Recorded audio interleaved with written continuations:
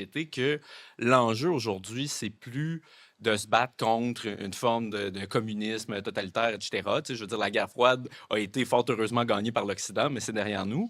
Et de dire que, en fait, l'enjeu pour moi, en tout cas, c'est de consolider ce cadre-là de normes, de culture, de morale qui nous permet de vivre ensemble, qui est un peu l'antécédent de la liberté. Puis c'est Mmh. un débat qu'on voit beaucoup en ce moment, justement, entre les conservateurs, de savoir, OK, c'est quoi la place, justement, du libéralisme par rapport au reste. Puis je pense que si on veut d'abord être capable de sortir de cette crise de la cohésion sociale-là qu'on voit malheureusement partout en Occident, il faut reconnaître justement qu'il y a quelque chose qui vient avant la Mmh mh. liberté, qu'il y a justement une nation à laquelle on appartient, qu'il y a une forme de morale aussi dont on ne peut pas s'abstraire complètement si on veut être capable de vivre ensemble, de se traiter soi-même dignement, de traiter les autres dignement aussi. Mmh.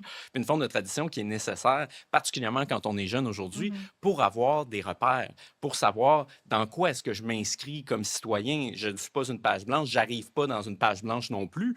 Comment est-ce que je suis capable de faire sens du monde qui m'entoure? Comment est-ce que je suis capable de répondre en fait à ce besoin-là d'appartenance qui est tellement fondamental pour l'homme humaine, même si souvent aujourd'hui on le met de côté.